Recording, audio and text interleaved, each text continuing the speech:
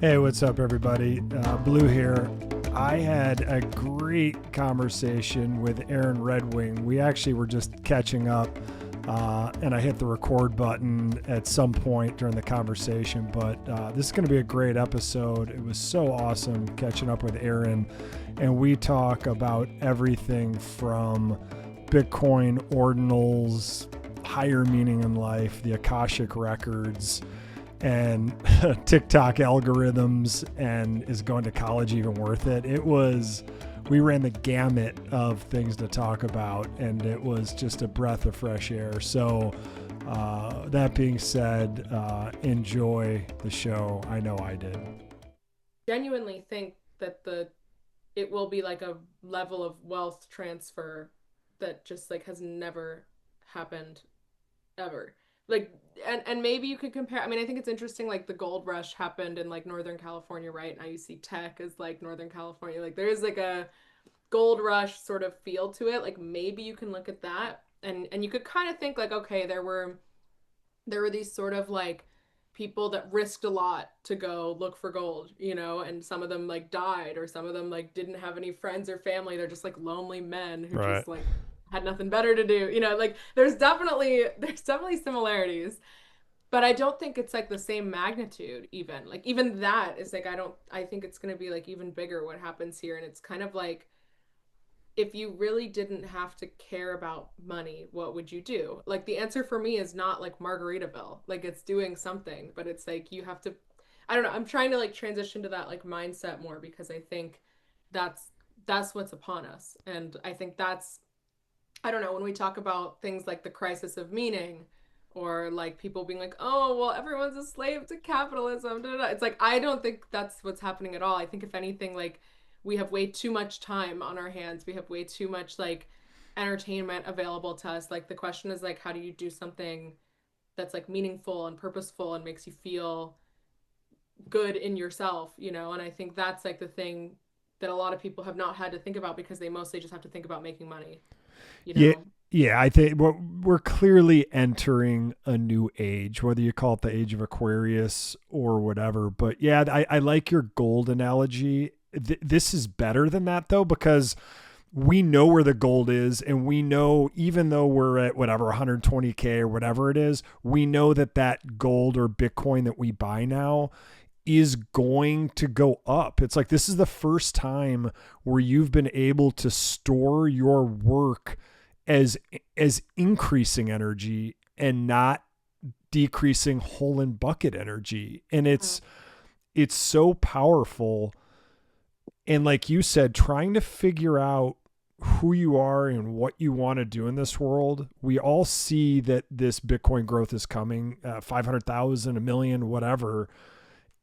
And what to do with that time is probably the most important thing we can do. Or it doesn't matter at all. But regardless, if we're rested and centered, we're going to figure out what that is. Like a lot of times Yeah. I'll make a list for myself for the week, like with my company, with Ordinals, with anything, and I'll just make a list. But I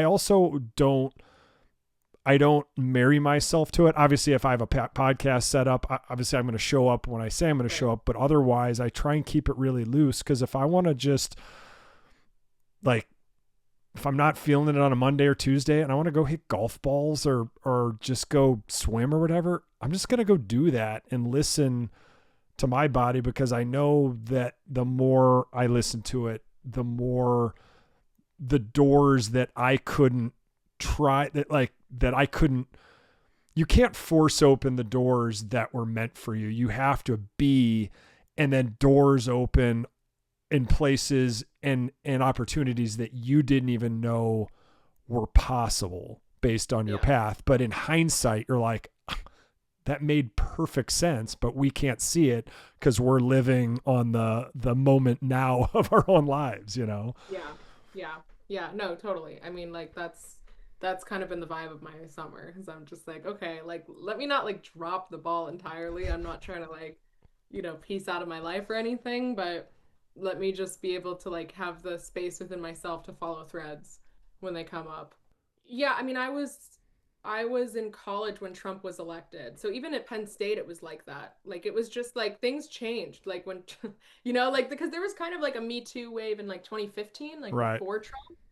And then and there was like a Black Lives Matter, Me Too kind of thing that happened before Trump. And then after Trump, it was like that became people's religion. And Just that's kind of backlash times 1,000. And you're saying that's when, because I think whatever political party someone's with, like, I think when Trump won, nobody on the Democratic side expected it to happen. When they won, and then fast forward to, 4 years of Trump, Biden is running, and the Democrats basically tried to lock down the whole narrative. And you and I both know now, especially for me, remember, I grew up with 3 broadcast networks. Like when Fox came in my young teens, it was like the 4th channel with The Simpsons. We're like, what is this miracle that we're watching? A show that like has as political and social, lampooning and commentary just for us. But when they locked it down, they went so overboard from 20 to 24. I remember last summer, I was telling all my friends, like I said, I'm in Illinois. It was a bunch of guys I curl with, and we hung out in the summer, and we were all just having some drinks. And I'm like, you guys, like, I hate to break it to you, but Trump's going to win. And they're like, no way. Like, that is so over. I'm like, because obviously I'm on X. I see this backlash. I saw what Elon was doing. I'm like, guys, I don't even think it's going to be close. And, obviously you saw it too. Everyone in our little neck of the woods saw it, but nobody else really did. But that overreach to me is what caused the backlash. And I'm no party. I'm just like trying to be eyes wide open or eyes wide shut, whatever the right term for this new era is. I just want to see finance change with Bitcoin. I want to see healthcare change. I had such bad allergies and asthma growing up, and it just turns out I had to adjust my diet like this much. I had to get rid of gluten. If I was in Europe, could I have gluten? Yes, because European bread doesn't have like Roundup resistant flour. But if I have gluten here, I get asthma, I get allergies, and I just get tired. Can you eat like imported, like if you get like noodles imported from Italy, like can you eat that? Yeah, even noodles here I can eat. It just, for me, it's a buildup over time. But everything in Europe is just easier to eat and That's digest. why I asked, because it was like I probably drank like I don't know half a bottle of wine at dinner every night in Europe. I did not wake up even like like I you wouldn't even know. Yeah. And then I come back and I drink 2 drinks and have like a dinner out and I'm hungover the next day. And I'm like, there's something with like I wonder if it's toxin sulfates, overload. sulfites, because there's a Oh, but it was I was drinking red wine primarily when I was in Paris, and then I had 2 like margaritas with white tequila when I was back home. Like you would think that that would be that's high sugar. That like the tequila is maybe. really good for you, but the margarita mix, that high sugar adds to the hangover. But there's some friends of ours, and she has super sensitive allergies. And I've always written off that I just can't drink wine because, like you, I'll have 1 glass or 2. I'll wake up, I'll be like, that wasn't worth it. I feel horrible. And she had these wines. It's only from certain vineyards. I think there's so much stuff added to them now.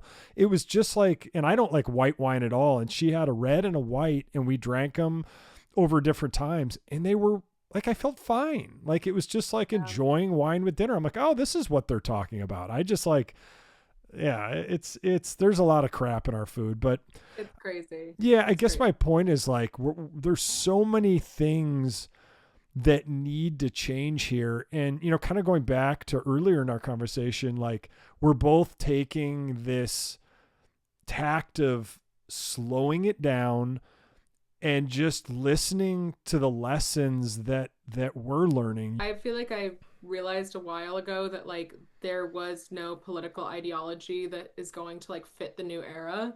Like when people are like, "Oh, I'm a communist or I'm a capitalist or whatever," I'm like, these are 20th century terms that do not apply for the economy, the age of information. Like they just don't.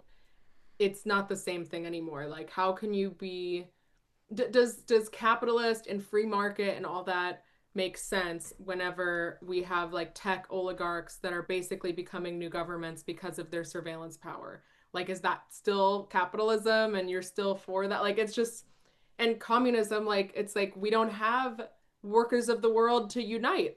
Who works in a factory in the United States? Like, a Starbucks barista is not a factory worker. Right. If a Starbucks worker seizes the means of production, they'll just build an espresso robot.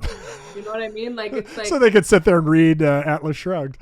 literally, yeah, exactly. Like, it's like we are, I don't know, yeah, it's like it's almost like we're just stuck in ideas from the past, and it's like we can't, we need like a new lens through which to see things. And I think that's like the thing that's hard, is it's like coming up with that new lens, you know? And so that's kind of like what I'm trying to explore a little bit, and like figure out like what's my thesis from everything that I went through, and how can I share anecdotes that like perfectly show like this is what it was like, and kind of communicate that, and then also sort of like build to a point that gives like some kind of like lesson or point, isn't just like nihilism, because I'm not a nihilist like at all, you know, I'm pretty Right. like hopeful.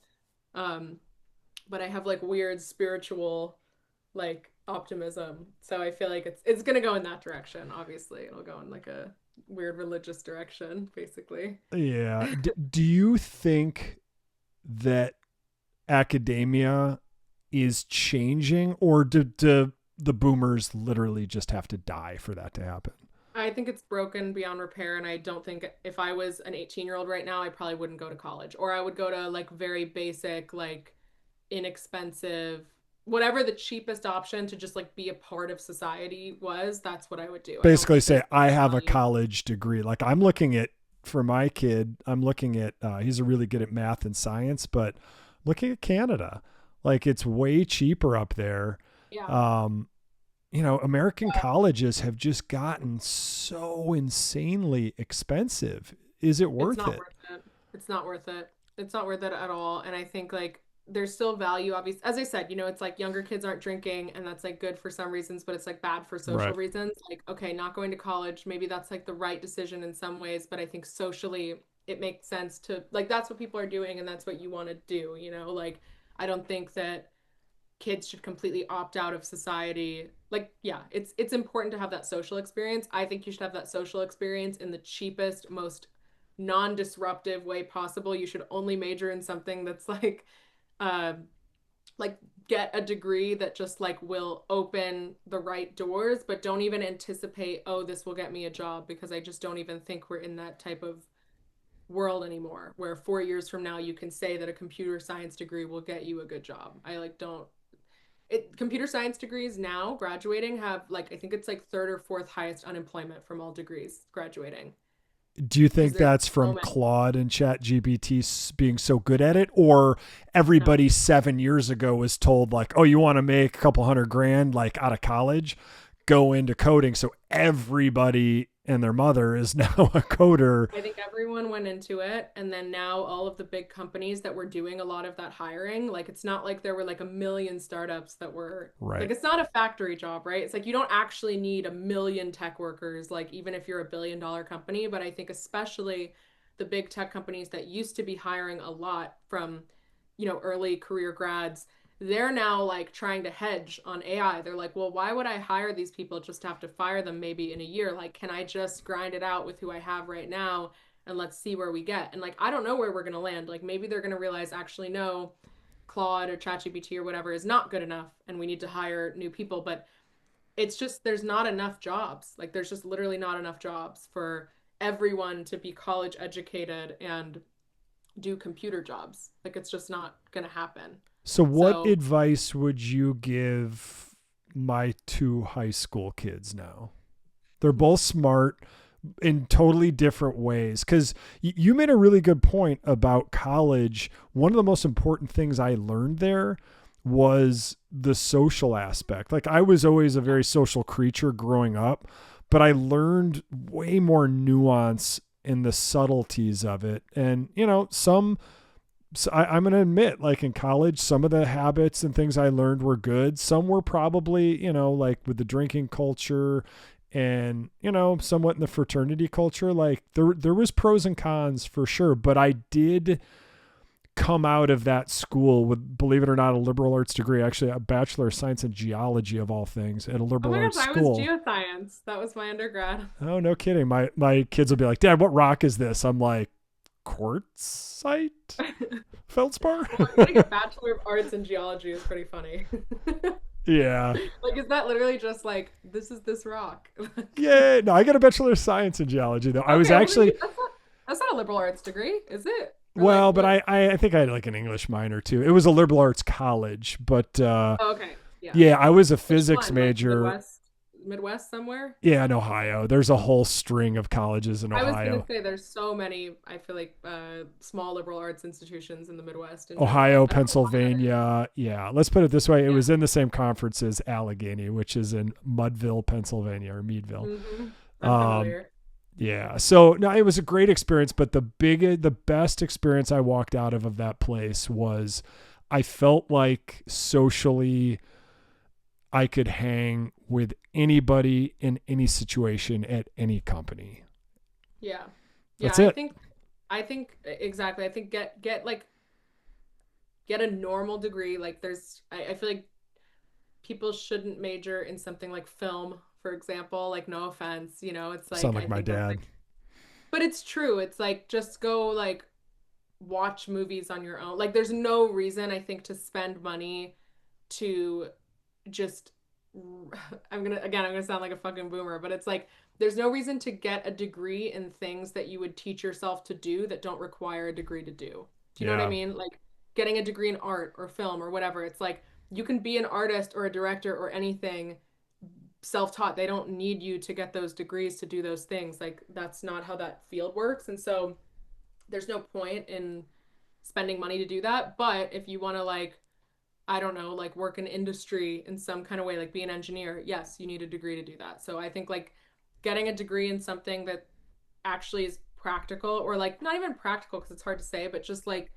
that you're semi interested in and you need a degree to do and is like maybe the cost benefit analysis like adds up correctly and then go somewhere that's like the cheapest option that's still giving you like as much of like an outside of your norm social experience as you can have.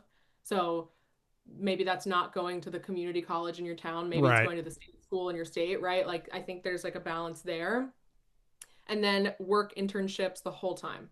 Like work the whole time through college, not like working at like the ice cream shop in the town, but like try to get like a job that's related to your thing and do internships over the summer just to get work experience and try to like come out of college with 100%. some sort of semblance of like a job offer or like a company that you could work at that like you know what I mean like something like that. I think that's like the best case scenario now with college. Yeah. And I think Because if what you're just doing random applications, there are AI bots that are doing that, like 100,000 of them a day.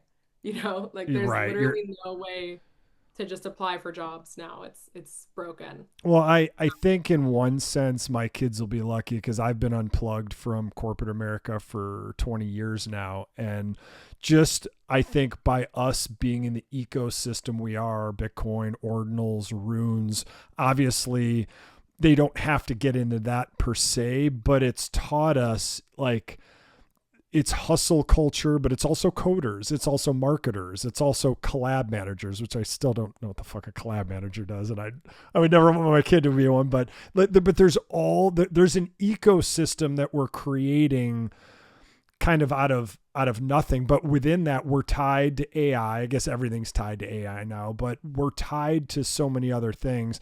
But I like what you said. If you get a degree, nobody cares where it's from, and once you get your first job, none of it mattered. Matters. So do Yeah. you think then, to kind of close that loop, do you think the college network, because that's really was the selling point when I was there, I assume it was for you when you were there, is the network dead? Uh, I Or have does like it a really matter? I have a really crazy on take on this, which is that I think it's like a slave network at this point. Like it's not dead. It will get you jobs, but it will also get you in a class of people who are enslaved to pay off their debt for the rest of their lives, and like that's what all of their job decision making will be based on. So it's like that was something that I kind of realized when I was finishing high school, I was deciding between Dartmouth or Penn State. And my dream all throughout high school was I was like, I want to go to an Ivy League Of school and move course. out of my small town. I'm going to be so smart. I'm going to be around smart people. And Dartmouth was $75,000 a year to go to.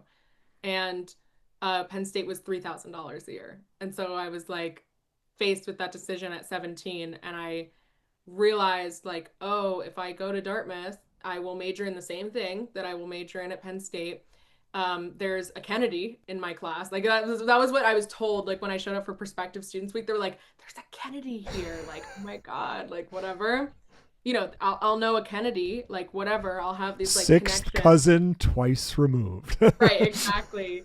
And that will get me a finance job that's 60 hours a week so that I can pay off Right. my $300,000 worth of college debt. And by the time I'm done paying it off, I won't even know myself because I'll be so brainwashed by the people around me and like the situation that I'm in that like there's no point. It's not freedom. So it's like, is the network alive? I think the network is alive for if you go to somewhere like Harvard, you go somewhere like Princeton, yes, there Stanford. Like there are still networks of places where if you go there, you are guaranteed a high paying job or good connections or whatever. But they're not going to be with like even the people that are going to become like the Mark Zuckerberg, Elon Musk. Like it's not like people that are going to then go build their own businesses and like be like those people dropped out by freshman year. Like they might have gone to Harvard for like Right. one semester, but they dropped out. Like those people are not following that path, and so you're getting the track to like the $250,000 a year finance job that's 60 hours a week. So it's like I just don't think it's worth like for some people that's worth it. For me, like that is not the life that I want. So That's a I feel like really good way to look at it. That's a strong take. The slave network. You're right. that's Your what they are.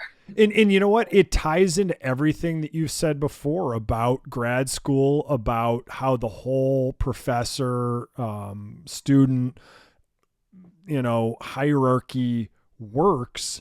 They're still plugged in to the old matrix of you work hard, you get good grades in school, Billy and Susie, and then you go to the best college you can. Don't worry about the cost. Don't look at the sticker price. It doesn't matter. And then you can get a good job starting at least $88,000 a year in our network. And you're saying it's just that much harder then to unpeel yourself. So I guess the big question I would ask you, are we the new network?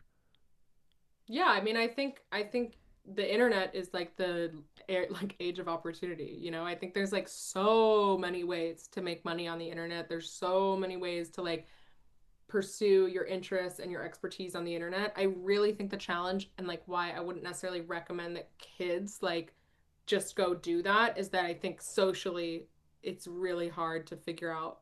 There's no structure for that, you know? Like it's just and I don't think it's worth giving up like I don't know. I feel like you should like go to college and like meet your wife. You know what I mean? Like that would be like a great thing to come out of college with. Is like if you had like a solid long-term girlfriend leaving college, then like that's you're good. Like it's worth the money, it's worth the like that kind of or a friend group or like, an idea of a city you want to move to because your friends all graduated and got jobs there. Like I think that social structure you don't get on the internet and I think that's like not worth. Again, it's like the same thing as like it's not worth paying the getting $300,000 in debt just to like join like an indentured servitude network of high-powered like white-collar workers. It's also not worth like being a pirate of the internet and like, making your millions on crypto but having like no life.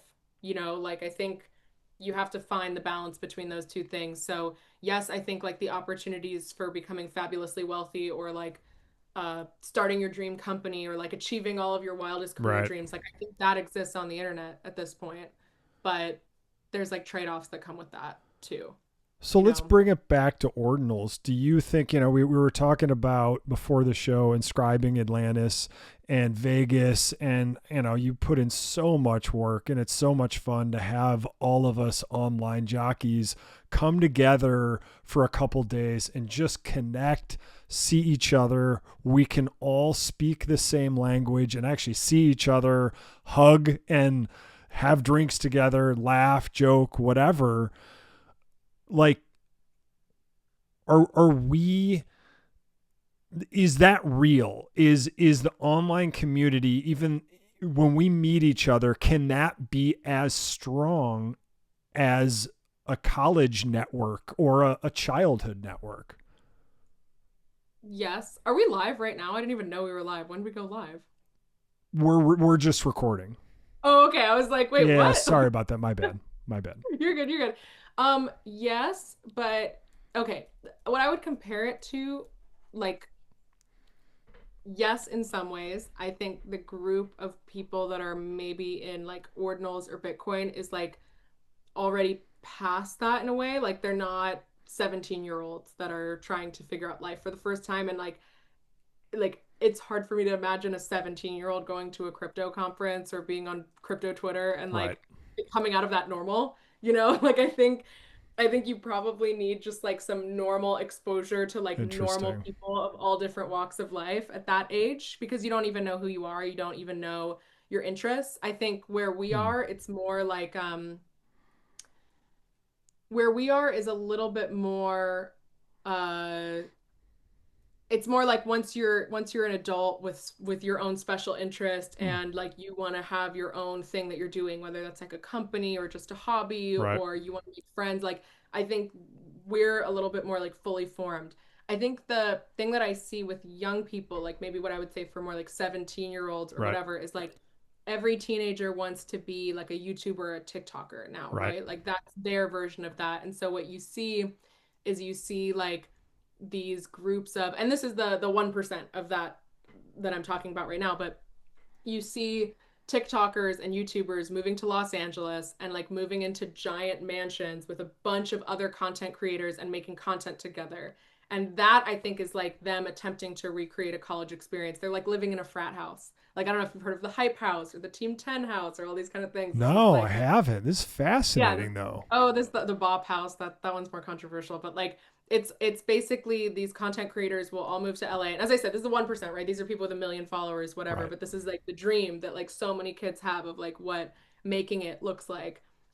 They turn 18, they move to LA, they move into like a mega mansion in the hills with 20 other content creators. And that means also they're being fueled, like they're making content all the time. And so they're 100%. fueled by each other and they cross promote and whatever. And then they're also partying really hard and like probably getting addicted to drugs, like most people get addicted to drinking when they go to college, like they're Or doing the something, same right? college experience. Um, and then yeah, eventually they kind of grow out of it and they like figure out what to do after that. But that's what I've seen is like pretty consistently. I don't know, like that I think started the first version of that was the Team 10 house, which was Jake Paul and Logan Paul created that. I want to say that must have been in like 2016 or 2017. And it's like since then it's just like they fall apart obviously because there's like crazy drama that Right. happens when you put like 18-year-olds in a house together and like Right. no one knows Well, how and to live. trying to outdo each other. Didn't one of the Paul brothers like finally stop after he like went and found like a dead person in like a Yeah. Japanese What's funny is that's like the better park? Paul brother. Like he's the more like grounded, like normal Paul brother. Okay. Yeah. So, yeah, it's a mess. It's a Wild West out there. But that's where I think they're recreate like David Dobrik did this with like I don't know if you're familiar with David Dobrik. He got super super popular doing vlogs right before and during COVID, and he would post a vlog every single day that was exactly 4 minutes and 20 seconds long, and he had a house that all of his friends Oh, would live in. They were called the Vlog Squad.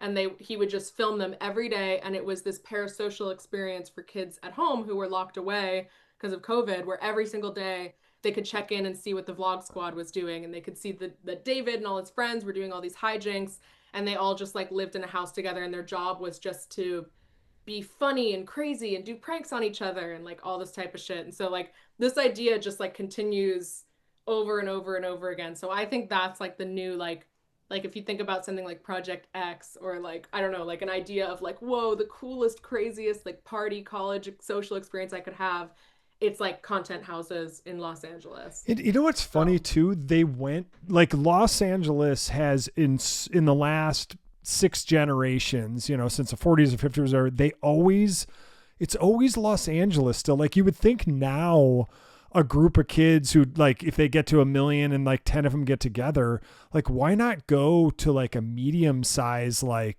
chill city? But it's always LA, which obviously has the infrastructure to make you even more famous, right? So musicians and like entertainers have always wanted to wind up in either LA or to a lesser extent New York. And I'm just amazed somehow the American dream, LA is still like, nope, you're still coming here. Like the mansion's going to be here. You know, it's just, Well, it's the perfect weather. You know what I mean? It's like true. it's kind of hard to beat. Like it really is.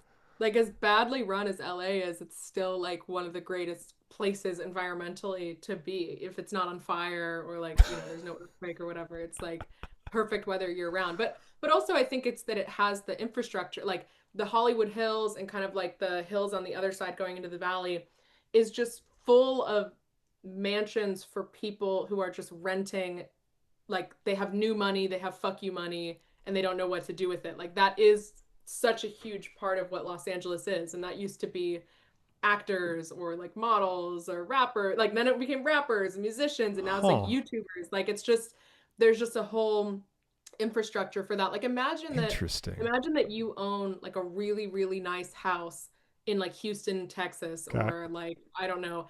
And some 18-year-old is like, hey, I want to rent this out and then move in like 20 other 18-year-olds. Like, you're going to say no, No. Like, Sorry. No. it's like a frat house. So it's like, I think Los Angeles just has the correct infrastructure for it. There definitely is also like Miami has this as well, but it's a little bit more like OnlyFans content houses that are like in Miami rather than in Interesting. California. Okay. So The other again, it's side like of it that. goes in a dark direction pretty Right. quickly, but so do fraternities, by the way. Like 100%. I was in we're just one, and I will say some of the greatest experiences, I don't want to say in leadership because that sounds so corny, but just in like how to get things done and like having mentors who were a couple of years older than me. Like it was some of the greatest things, and it was some of the worst vices and doing drugs and drinking that, I guess in hindsight, maybe I needed to get it out anyway, but it's such a mixed bag of kind of what I got out of it. But the net is, now that I look way back, like it was fun and it was a net positive. So yeah. I don't know. Yeah, that's what I think. That's why I think it would be really hard for me to fully like with my whole chest recommend like, yeah, don't go to college, Right. 17-year-old, like have a weird asocial job on the internet, like Maybe it is I the think social thing that puts it over the top though. You make a yes. good point because it's the first time where you're away from home and you have to integrate with all these other kids kind of quickly and find who you are, find your vibe. And most kids do, but it's you don't have parent oversight with, and a lot of parents are super overbearing, especially in this day and age. Like, hey, Billy, you're going to be a scholarship in football and whatever. Be like, Mom, I'm like 180 or 160 pounds. Like, there's no way. Like, but Yeah. parents it's just unrealistic. Like, maybe so they don't have to be in college debt. It's interesting. Yeah, and it's obviously not like anything, it's not for everyone, and I think like things like people taking a gap year or, doing like non-traditional, like you have to do what's right for you, and I think that's again also just yeah, makes it to have like a one size fits all answer, but I definitely don't think that paying 60,000 plus per year for college education makes sense at this point. Like I can't think of a situation where that makes sense. You would think at some point, like as my kids go to college, I know their generation's smaller than the millennials, but you would think at some point the price has to come down. Like the country club days are over. Maybe not. Maybe like you said, this kind of Inflation, this slave inflation. network will still buy into this myth and it'll take another 10 or 20 years. But I'm with you. To me, it seems like it's a good experience. But from what I've heard too, a lot of good companies will cherry pick really smart kids. They'll see like, oh, they had a couple of good years. They're like, kid, you want to come work for us full time now? And and the kid can either finish college or be like, you know what, I'm in. Like I'm good. I got a couple of years out to go nuts, and I've made a couple of good friends there, and now I'm gonna go work and start the next chapter of my career. So Yeah.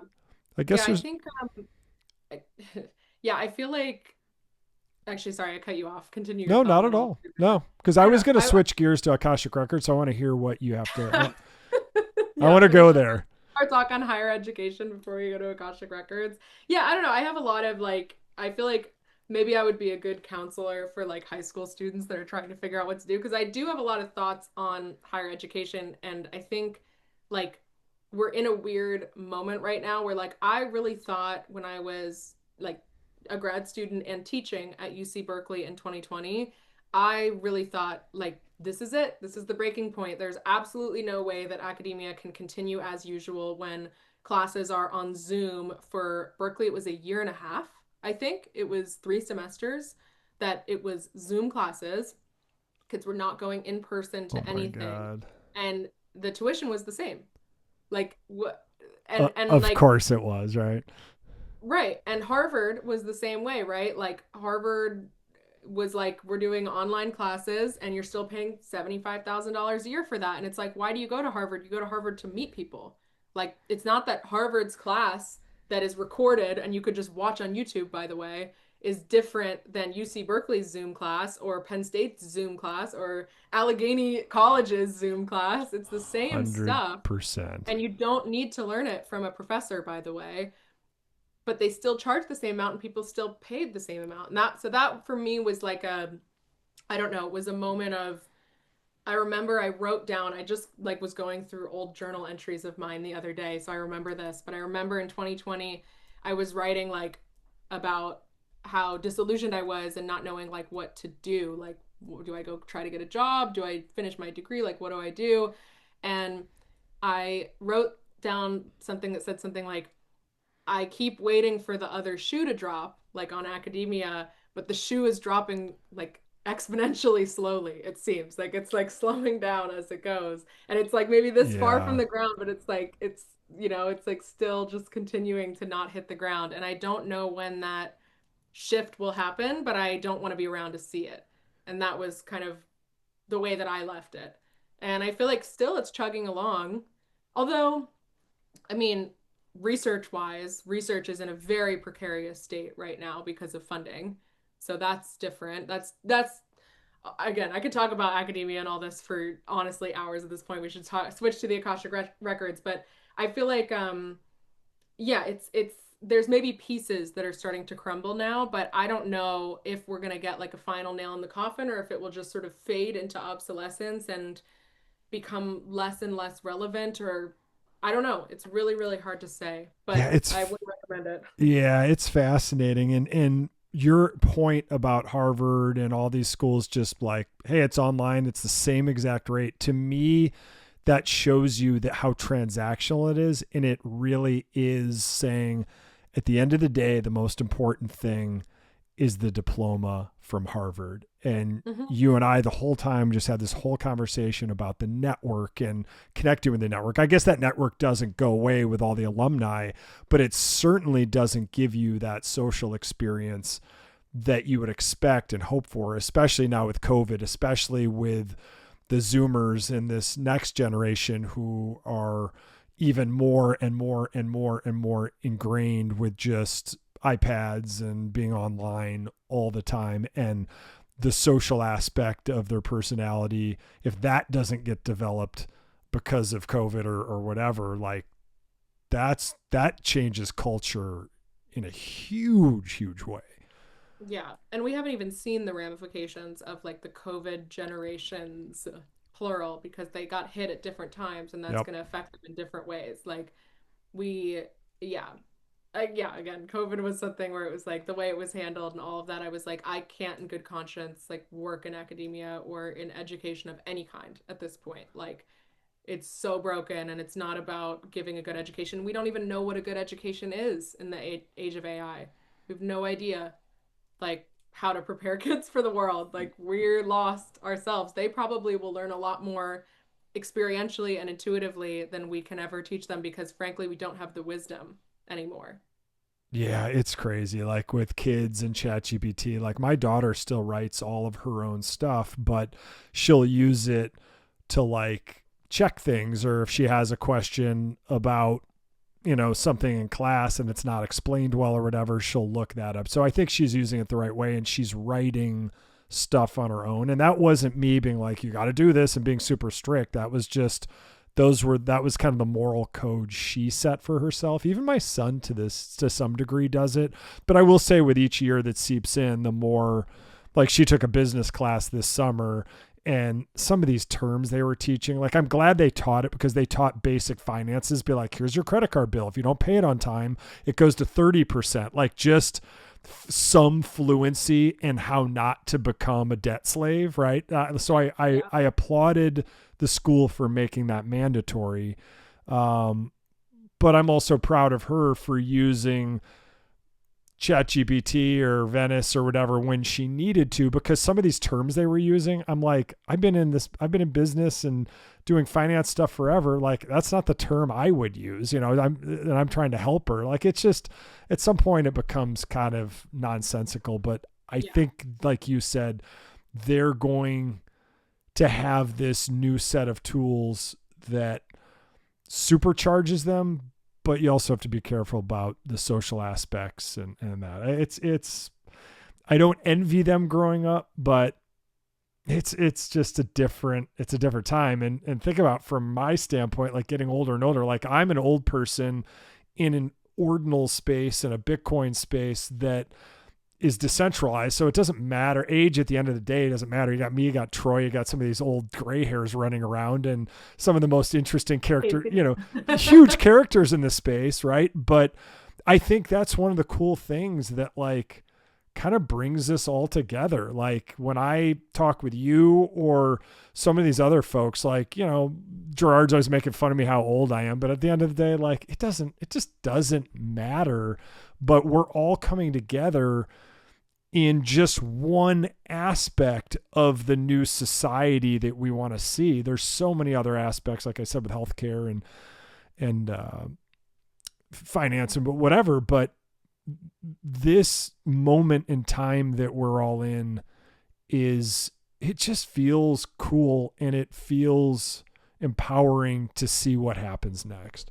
Yeah, I think we're lucky to be alive right now. A lot of people complain about, living in the modern age, and it's obviously hard and it's challenging, especially because we have so few points of reference for, no one's lived an entire life online. So how can anyone tell you, like, oh, this is how much screen time you should have per day, or you shouldn't open your phone within 20 minutes of waking, or whatever. It's like, Right.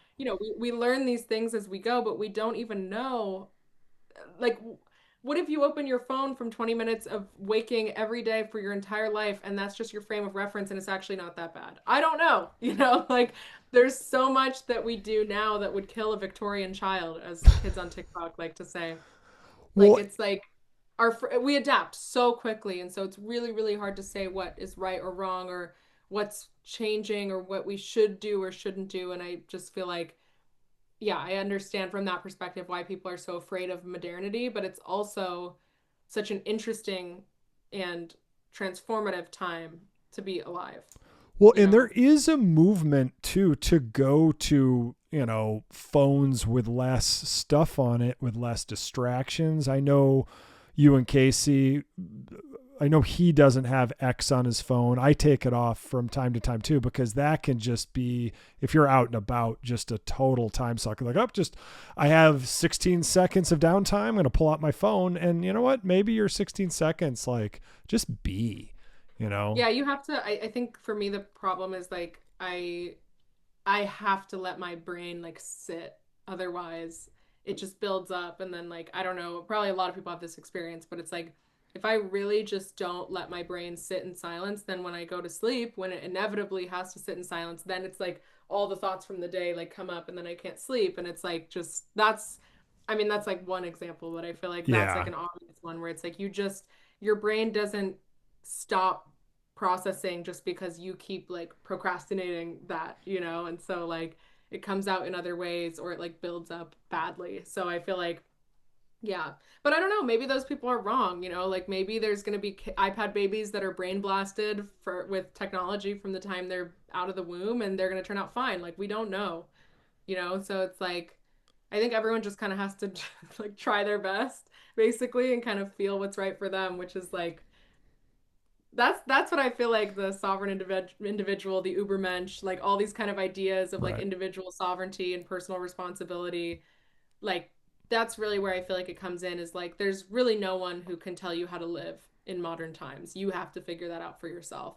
There's no one who can tell you how to have a safe and secure life. There's no one who can tell you how to make it or how to do anything, really. It's like you, but you also have, something at your fingertips. I'm pointing to my other computer screen now where you can learn anything you want to learn. So it's like, I don't know. It's really like yeah, it's poetic, you It's know? yeah, it's super poetic. Like my son hit his head snowboarding the day after Christmas, and he was snowboarding, went off one jump, which he was fine to go off of, but he's not super risk taker guy. He was trapped by all these snowboarders and skiers and he was just funneled into the much bigger jump, goes off it, went off axis. And if you're off axis on a snowboard, there's no pulls to set you straight, fell on his head, went unconscious, like doesn't know how long he was out, goes to ski patrol and was like, what happened? What happened? They're like, son, you just walked in here. We have no idea. So he checks out, goes to the hospital. He's fine. But here's what's really interesting. He was already good at math and science. He loves math and science, but he got really into math and like super high level science. So now with YouTube, he watches these things on imaginary numbers and like particle physics and quantum physics. And I was a big math guy, but he's gone to a whole nother level. And he just told me like a month ago, he goes, Dad, do you know, like, obviously I was good at math before, but I'm way more into math now after I hit my head. I'm like, dude, just roll with it. Just go with it. Like follow that curiosity, like yar who yar. And he's saying like, he doesn't remember a ton of stuff from a couple of years ago. And I'm just like, you know what? Whatever it is, it's part of the pattern of you, and just keep following those passions, because you're going to find your thing. And if it's high level math and science, like you're probably Sure. like work wise, you're going to be just fine, So I'm showing him like this summer, he's mowing lawns and he's washing windows. Like I'm showing him how to be an entrepreneur. And, Dad, some of the neighbors, like they boss me around and stuff. I'm like, so you don't want to do this full time for the rest of your life and build like a big lawn mowing business? He's like, no way. I'm like, now you know. Good. Yeah. Like, good for you. Like, next. So one step at a time. But it's just fascinating. And I think this generation, especially, with folks like you and I who have plugged into this more decentralized network, I'm hoping that my kids have an advantage to see kind of this other side. Because if we think this is cutting edge now, this at some point is going to be more mainstream, which is kind of scary and sad to think about. But this is going to be a path, like coming into this decentralized culture and kind of working for this person, then learning from this person and working in this group. So I'm excited for him, and I'm trying to be the best like Sherpa / mentor and like guide I can. And I think being in the ecosystem that you and I are in is giving me tools that I don't think, especially some of the moms and dads in my generation or even the millennial generation, even have yet, because theirs is more like, hey, Bob Seeger is he's an accountant over there. I know you're good with numbers, son. Like, why don't you go talk to them and maybe be an apprentice accountant? Be like, like, no, nobody wants to do that. So Yeah, I don't know. truly. Yeah, that's so interesting. I'm like so shook by your son becoming better at math after hitting his head. I'm like, what happened there? Like maybe something got dislodged and then now he has more space for abstract thought. You know what I mean? Like it's like he was actually bogged down by all those memories and now he's like, I got some extra room. Let me just fill it with the thing I was already interested in. And he just has like a little bit more space. You know what It's I mean? almost like there's gears in the brain and they're all turning. And then it was just bumped enough where these two other gears got to plug in at Yeah. like the top, and now they're spinning.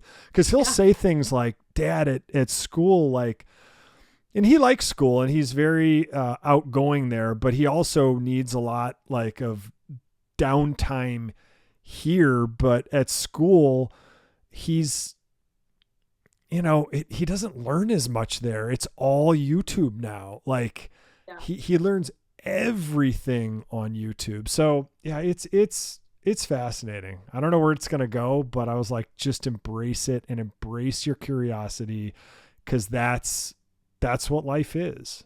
Yeah, for sure. I mean, maybe he should see the tech bro version of the content house thing that I was talking about is hacker houses. So maybe he should go move to SF and join a hacker house and, you know, become like an equity holder at some company that blasts to $1 billion, and then he's like fabulously wealthy by the time he's 19 and doesn't know what to do with that. And then that creates a whole host of new problems Yeah. to deal with, you know. Exactly. He knows he does not want to be a coder. And I said, you know what? Like, my business partner is a coder and he can sit for 9, 10, 12 hours and troubleshoot and figure out things to optimize their flow so everything cascades down as you Yeah. keep building. That not only is an art and a skill, but it has to be a passion too. And I said, the fact that you know that you don't want to sit down for 8 or 9 or 10 hours at a time and do that, that tells you something. So just Yeah. keep following your passions. He's going to go more into like either quantum computing or high level physics. And you know what? In 5 years, who knows what the emerging fields from AI and these things will be? We just don't know. Crypto will be like, Dad, that's so like 2018, like that's so dated, like money, like Bitcoin solved that already, dude. You're like, all right, cool, yeah, Yeah, fine. and the rest of it all went to zero. Yeah. So speaking of Bitcoin, like I wanted to catch up with you first and foremost, and I'm so glad we did because there was so much to catch up on. But did you watch that video I sent you, at least that clip about this guy's philosophy on that the brain and the private keys of the brain and getting mixed up with other people potentially, where you might have a human and someone from planet Cyborg 96G who accidentally got on the same like public private key pair, and that's why you have schizophrenia? Like, sounds crazy, but also I was like, what a great analogy to talk about like our own ego and my own blue bubble here with my own public private key pairing. And I have my private keys internally. But the Akashic records are like this beautiful godlike thing. Like, so I guess what I wanted to talk to you about, I know you've thought a ton about this. You're involved in the Akashic records and astronomy and astrology. And I've got a PhD position at the Akashic Records. yeah, like, is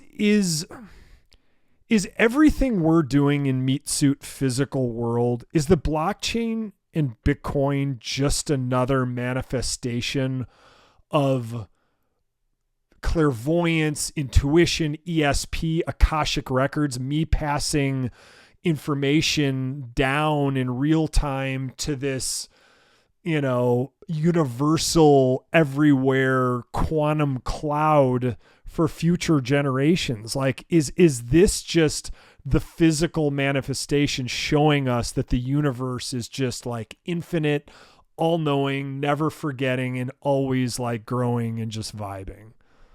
I love the structure of that question. Short answer, yes. But I mean, I think like, so I have a lot of thoughts, and I think no one has like a complete theory on this. And it's, again, we're all just like figuring it out like as we go, right? And so we're all just sort of putting pieces together, and we all have access to different like aha moments, or maybe you could call it the station that we're tuned into in terms of like the universal The field of frequency, consciousness. right?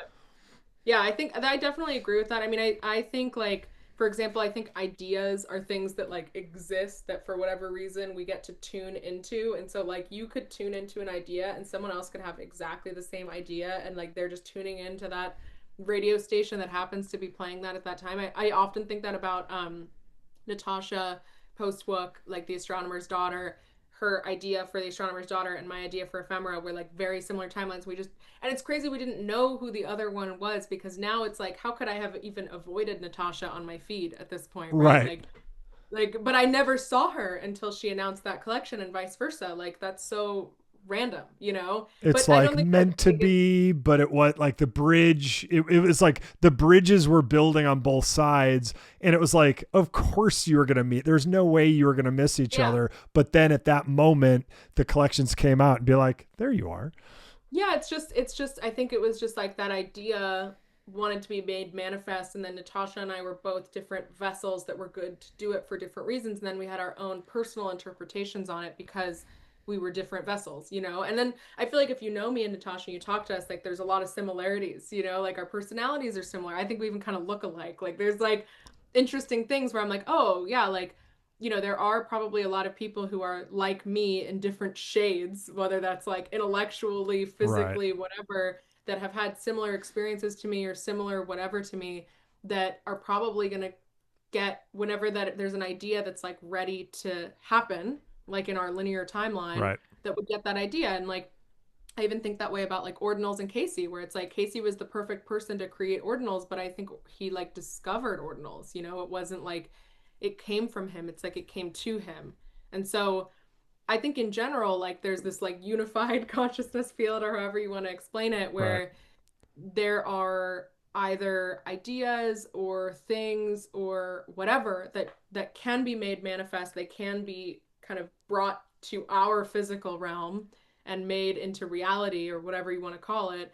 um and that's part of like what honing your intuition is, you know, it's like making yourself a good vessel essentially. Like I think that's in general, we're talking earlier about like why is it bad to like drown your brain with iPad baby games or whatever. Like I think the reason probably is that it makes you a bad vessel to receive. You're overloaded, you know, you're Yeah. like getting too much signal or noise or whatever all the time, and so you can never like receive those ideas, and so you never really get to have the really beautiful experience of like bringing something into reality that formerly hadn't been made into physical form yet.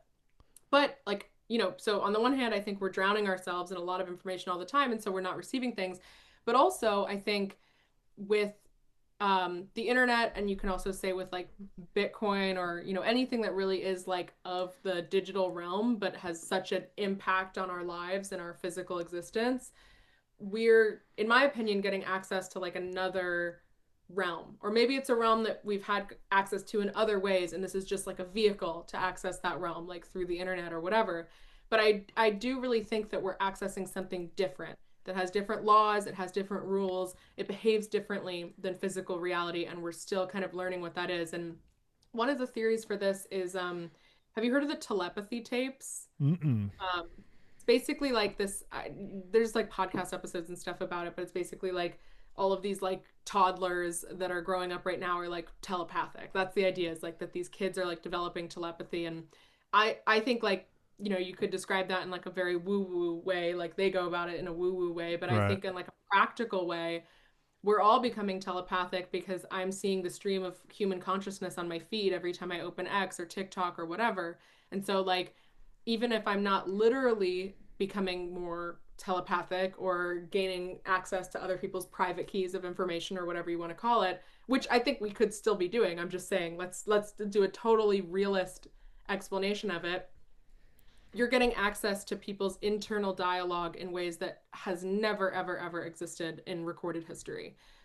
The fact that you can look and you can kind of see like, see, this is now more of a specific example, but like, have you ever watched someone have like a mental breakdown on Twitter, for example? You know, when it's like they're tweeting nonstop and they're tweeting crazy shit and it's all caps and whatever. Maybe they would be in the streets screaming that and you would get that experience in real life, but Right. that's a pretty extreme version of it. Right. Most people, when they have that kind of breakdown, they're like this on their phone and no one in their real life like knows that's happening, and it's almost like we're getting access to this like screaming that would be happening inside their head, but now because they have this outlet to put it out there, it's like coming out of them and we're all getting to see it, and in that way it's like even more public than if they had just screamed it on a street corner, because then maybe only 5 to 10 people would have heard it, right? And so like I do think like just from a purely realist perspective, if you want to like look at something like telepathy or getting access to other people's thoughts or whatever, we're so much closer to that now with the internet than we ever, ever, ever were in recorded history. And so I don't know, maybe that is a spiritual law that we're just kind of like tapping into now and getting access to again. But regardless, like that spiritual or sci-fi explanation is reality at this point. And like I love the idea of like, you know, private keys or seed phrases or whatever are almost these like spells, you know, like you can imagine like passing down an oral tradition to your children Right. that they have to like decipher the riddle in order to like guess the 12 words, you know, like that might be the best way to pass down a seed phrase in an era of like extreme surveillance where you can't write something in a journal without it being found, you know, like it's yeah, there's all these kind of like almost sci-fi mystical aspects that I think we're getting like literal or realist interpretations of them, and that makes people not realize how fantastical they are. But like maybe the fantastical explanation or the mythological explanation has always been closer to the truth than the like realist scientific idea of the thing. Does that make sense? I know I kind of went in a lot of directions, but it's like No, this is that's fascinating. the point of these kind of stories or ways of seeing the world, is that it like gives you a deeper insight into what the thing actually is than just saying, oh well, um it's a website where people can post what they're up to, you know. Yeah, Like the it's like, one thought I had about X, like you're right. I mean, it is pure stream of consciousness. There's nothing quite like it. Obviously, one can easily doom scroll there, but the only thing I would push back a little on, yes, it's stream of consciousness, but we are being manipulated too, especially the people who are trying to build a following in the KOLs, because the algorithm is shaping what you're writing. It's almost like reverse mhm. TV. TV's just like, and it's literally telling you what it's like to be a good dad and a good mom and a good kid. And da, da, da, da. You know, I grew up watching the Brady Bunch, and like, I probably modeled behavior there, which is probably a good thing. Like they were very nice to each other, and when they were mean to each other, it was like, well, golly, dad, you know, like that was about as bad as it got. But like, is X, are these tools we have now, are they, is it healthy to see this stream of consciousness? Or you're almost saying it's almost like you have to get the noise from the TV when the, you know, when it went off air when I was a kid, it'd be just like at 2 a.m, like shh, and it's just pure entropy. Do we need all this stream of consciousness to kind of punch through to a new consciousness, a new intuitive, where we can read each other's minds and feel the vibes of and the opening the vessel, as you say?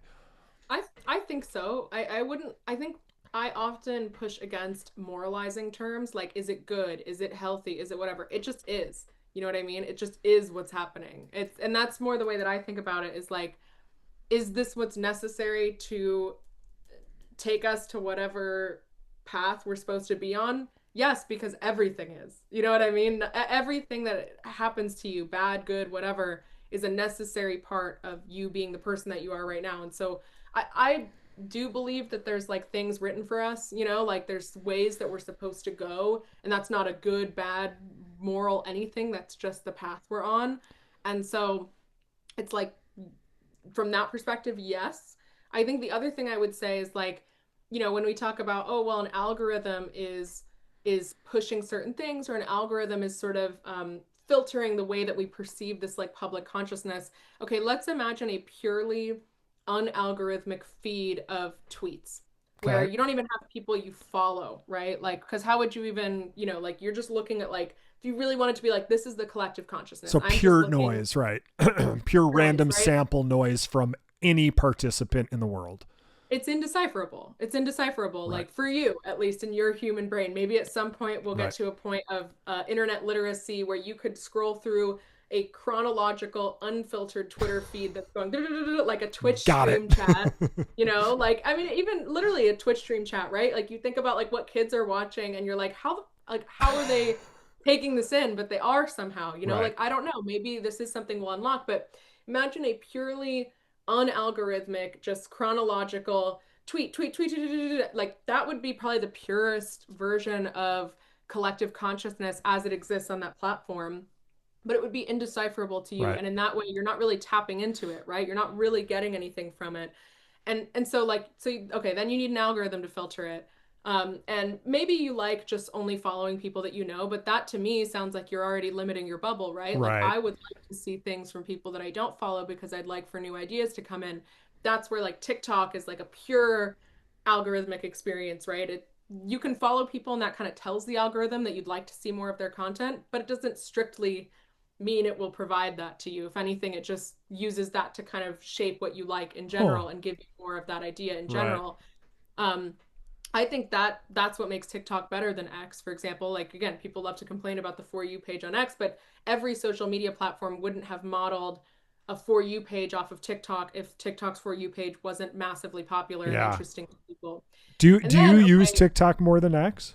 yeah, 100%. I use TikTok way, way more. And I love it. Like, I actually like TikTok and I find it to be a value add to my life. No Whereas X, I kidding. feel X, I don't keep on my phone. I don't like being on it. Like, I wouldn't be on it if it wasn't where all the Bitcoin people are. So you're Um, saying if our little ecosystem was not X, you've I kind would, of yeah, outgrown it, if you will. not even outgrown. It's like, I mean, it's like a news platform kind of, it's not somewhere that I would feel compelled to post or like to be entertained. Like it's like I would probably go there to know what's happening in the world, or if something happened, I would go to X to like learn more about it. But TikTok is like genuinely like educational. Really? It's So like you genuinely like I learn stuff. I find like the funniest things I've ever seen in my life. Like it's the best entertaining. Like from an entertainment or like enjoyability perspective, TikTok is the best by that is a far. good point because let's be honest, YouTube Reels, Facebook, whatevers, they all like they always have the TikTok thing. Like Yeah. everything originates there. But I guess my misconception is because I only do X because I don't want to have a lot of stuff. I want to have like one vice. And this is where our community is. So that's where I go. But now that you say it, more and more of my friends, like a guy I golf with, I was like, do you watch like different tutorials on golf YouTube videos? He goes, yeah, until I started TikTok. I just assumed TikTok was total doom scroll, can't look away from your phone. You're saying, yeah, but if you have Well, discipline, it actually can feed you positive stuff based on your interest. Or does TikTok actually trend positive? Like, is the Chinese government not trying to brainwash and manipulate us? And well, it they are, actually, but they're trying to make us docile. That's the thing. It's like, okay, I have a lot of thoughts. Let me ooh, all interrupt because right. I'll just keep going. Yeah, please. So basically, I have a couple thoughts. One is I personally find TikTok to be less disruptive to my life than X because TikTok you can't really watch it without sound. Like you can, but it's like kind of like it's weird and it doesn't quite work. So Right. that makes it fully immersive. Like I can't watch TikToks while watching TV. I can scroll X while watching TV. I can't watch TikToks while waiting 30 seconds for someone to show up at the coffee shop that I'm meeting them at. Like TikTok is a little bit less invasive to me in like the smaller moments in my life Okay. because you have to be watching TikToks. Like so yes, you could find yourself being like, oh my God, I just spent an hour scrolling on TikTok. Like, I thought it was 15 minutes. Like, there's more of that danger of getting fully sucked in. But I would argue that's like a more enjoyable experience than just kind of being like, oh, I feel anxious. Let me open X because I don't know what to do. Like it's, it's, clearly providing you something that's so immersive that you don't even realize time is passing. Like that's the definition of a flow state. I'm not saying it's good, but like I think just in terms of like what you're getting out of it and like the type of moment that it creates, I personally find X to be and like anything where I can just scroll while on a bus or waiting in a coffee shop for my coffee to finish or while I'm watching TV or whatever. I just think that's worse for my brain overall, and I should probably just be present fully in a moment instead.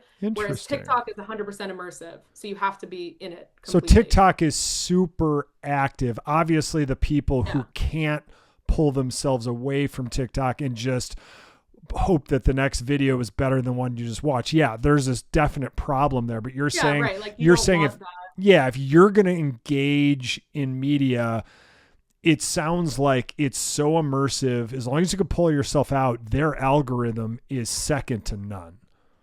Oh, it's the best by far, by far. So yeah, so then the TikTok algorithm is great. Part of that is that, like, you know, people talk about China brainwashing us. The Chinese style of brainwashing is making you docile. It's showing you cute cat videos, funny videos. It's not like people think TikTok is like, I mean, it's all, if you went on X and you ask people what TikTok is, it's a bunch of people who don't use TikTok because they're like, I would never download that Chinese Right. spyware app, Right. giving opinions on what TikTok is. Right. Like, I am so much more inflamed, I guess, for a lack of better word, by the content I see on X than anything I see on TikTok. Like, if anything, the problem with TikTok is that they just don't show you, like, they want you to live in like a little bubble. Like, Okay. they don't like try to show you provocative content. And so, yeah, sometimes you'll get like a hate watch, you know, someone that you get that's like, ugh, this person's like so annoying, I'm hate watching them. Like, that's probably the worst version that happens, is like super cringe content or like bullying kind of stuff. But it's not, there's not a ton of politically inflammatory stuff on TikTok because China just doesn't allow it. Like, that's just not the vibe, you know? Like, you get, Interesting. and that's also why people, I don't know if you noticed this, if this has like blended over into your world yet, but this is also why people have weird euphemisms for things. Like, so instead of saying sexual assault or rape, which both of those words get banned by TikTok, people say essay. Oh, she got essayed by blah blah blah. This person is accusing someone of essay. Have you ever heard this Is before? that the letter S, the letter A, or ESSAY? Yeah. And so people just say essay. And now at this point, I see it on Twitter. Like, people will say, "Oh, blah blah blah got essayed," or YouTube, "This person is accusing someone of Wow. essay." And it's just TikTok language because they're trying to get around the algorithm to talk about something serious because TikTok will filter it. So, like, if anything, that's the biggest problem with TikTok, is it's this kind of like Brave New World sort of like, just watch the cat videos and don't think about anything too deep type of thing.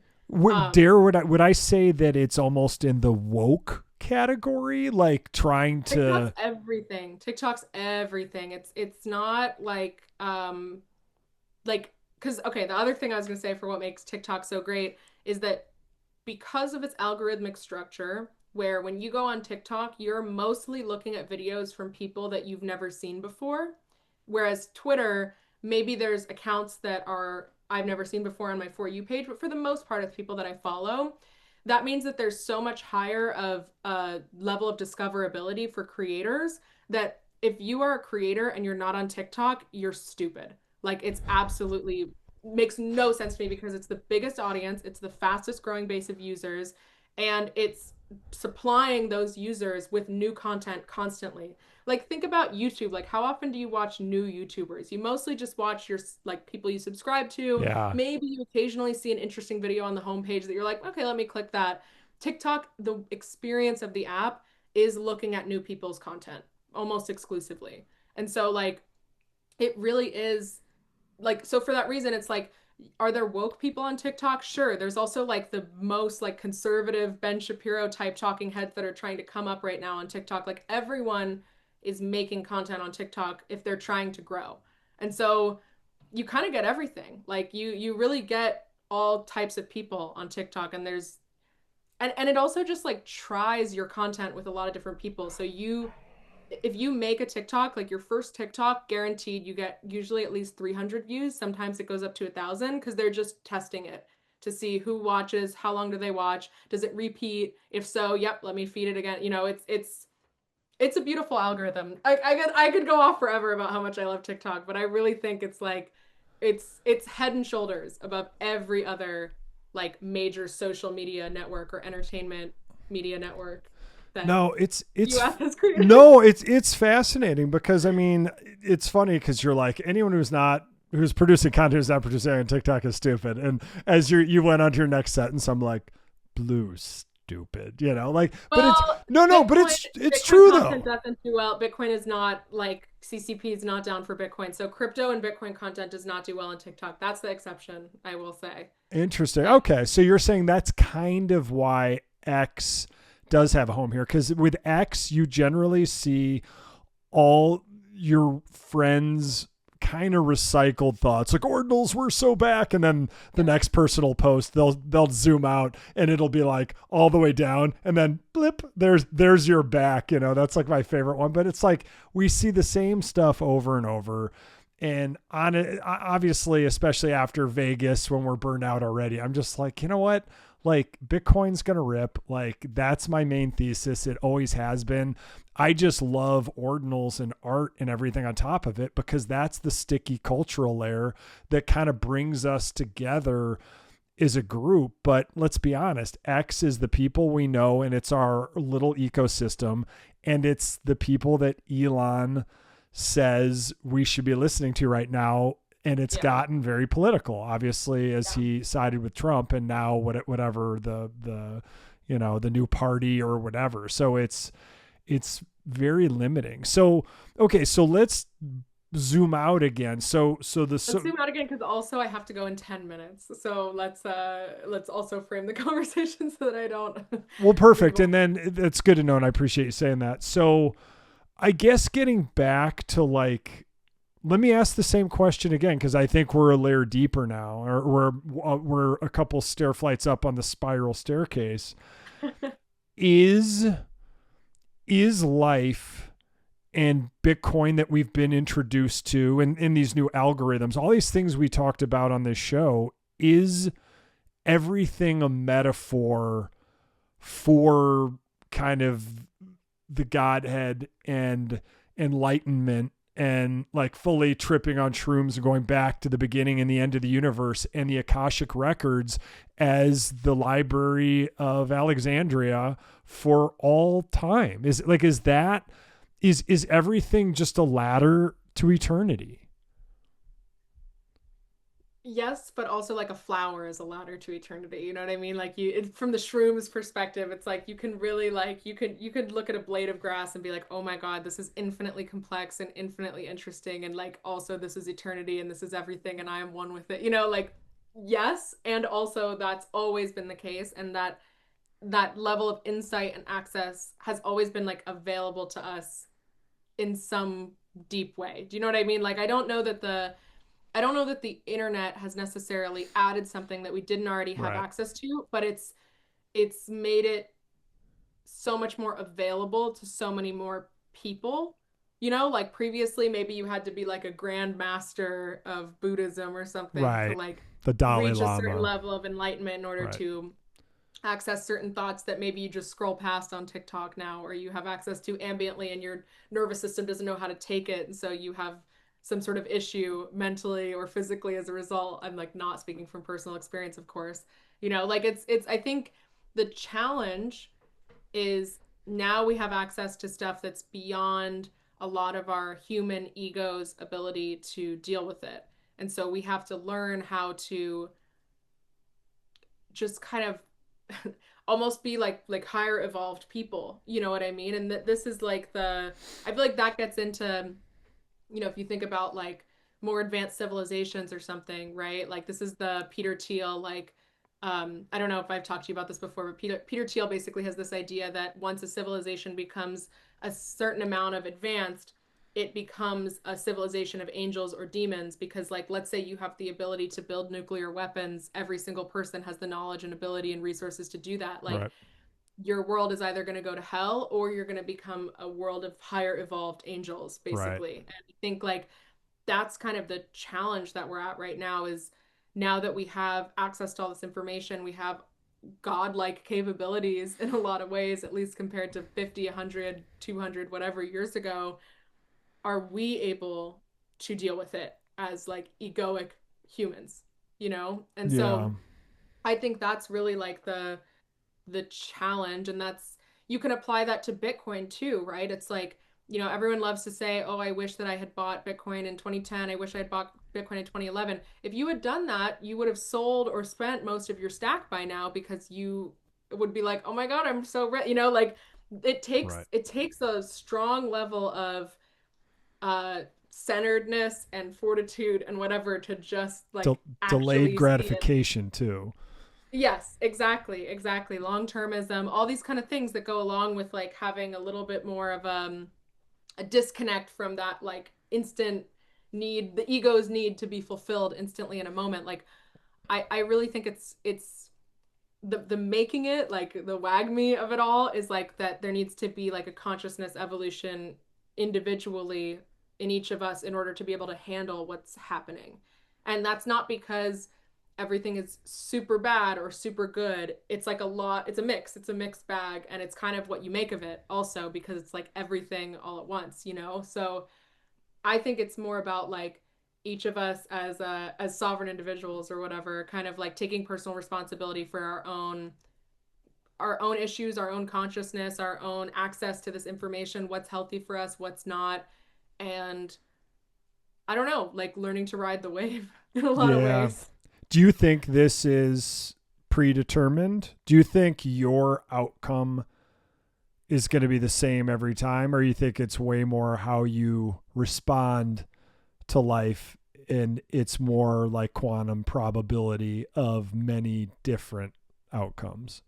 I think it's a mix. I think that the only time that you have the opportunity to change the future is in the present moment. And that's like literally like the decisions that you make when you wake up, when you like pour your morning coffee, when Right. you decide what you're committing your energy to. Like, I think on a very almost like microscopic, minute level, like of the present moment, you have absolute free will.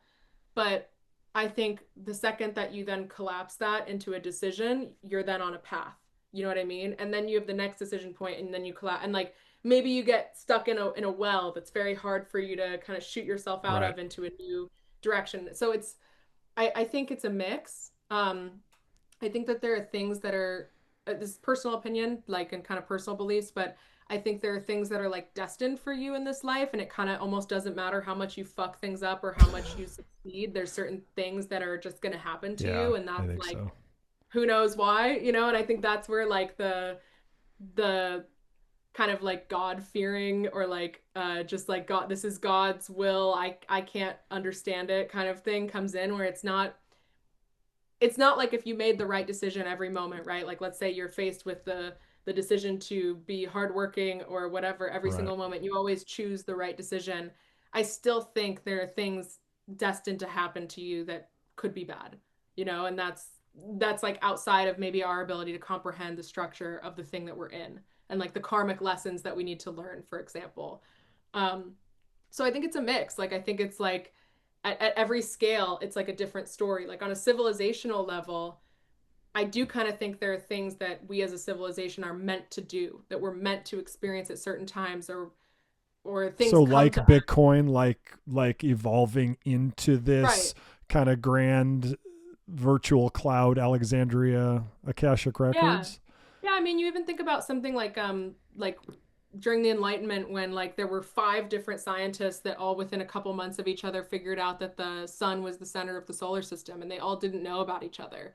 Like maybe you could describe that by just like, well, I guess we all just had the right reading material at that Right. time that these Right. guys, but it's like that to me is like a aha moment that like happened to those people, and that was like a civilization shifting, perspective shifting time in our history. And I think that was meant to happen. And there were just, again, it goes back to the ideas thing. Like those were just the right vessels to like take that idea and to bring it to everyone else, you know? And so Satoshi was that vessel, for example. Casey was that vessel for Of ordinals, you know, course. like you can make it as small or big as you want, but I think yeah, it's hard to separate like free will from fated outcomes when you kind of like view it from this perspective of like, well, there's this like universal field of consciousness that we all kind of are like channeling into in different Right. points. And so it's like, who gets to say whether you're the channel or you can take that opportunity or even get access to like, you know what I mean? It's Yeah.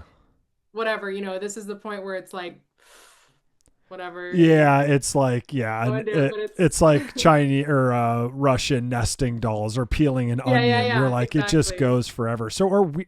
This is my last question, and then I'll let you go. Are we evolving? Are we more enlightened than people 400 or 500 years ago before they had TVs? Like I would imagine they were probably way more into nature, just literally Mhm. like surviving and way more attuned to all that. It's like when you go camping and you hear the cicadas, like you start to, your body and your whole organism starts to beat to the same rhythm. So are we any more evolved, or is this like a necessary step you think to go into this weird merger of man, machine, AI, and Akashic records and going and conquering, or whatever the right word is, exploring the universe and the multiverse again. Our destiny or whatever. Yeah. Yeah.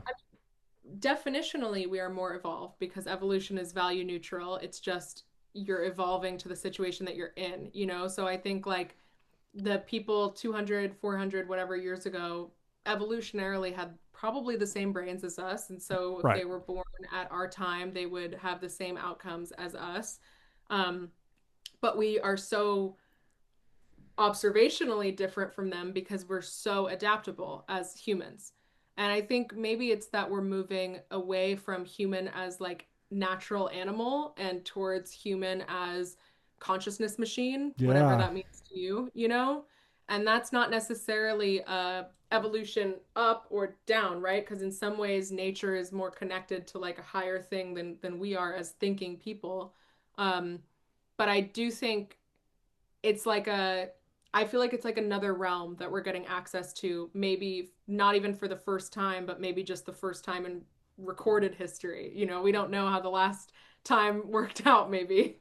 And I suspect that there's a whole group of organisms, whether it was us or others, have done this before us, and we are being shepherded along, whether you call them angels or devils or machines, whatever, or the universe or God, whatever you want to call it. Like there's this cycle, but I love it. Would you say that again? Because I want to end with that. Would you call it a conscious machine? We're evolving into consciousness machines. Yeah, humans are evolving away from being human animals and more towards being consciousness machines. Yeah, for sure. I like that. Yeah, let's end with that. Well, Erin, it was so awesome having on the show. It's funny, like we call this a show. Really, it was so awesome catching up with you because that, to me, that's the most important thing. We just hit the record button and we see what happens, right? But thanks for coming on the chat show, whatever we call this, on Blue Node. But let's keep in touch more. It sounds like we're both have been on the same kind of ebb and flow inner journeys. Yeah. And but also both listening to ourselves and knowing when to unplug. So I'm excited for this next cycle because Ordinals is going to come back, and whatever it is, whatever group we're in loosely, like it's not going anywhere. The social sticky layer of Bitcoin is only going to get cooler and stronger. So I'm super happy to be on this journey with you. I'm so glad I met you, and thanks for the chat. Like this was awesome. Yeah, this was great. Thanks for having me as always. All right. Well, take care, Erin. Take care, everybody. Bye. Bye-bye.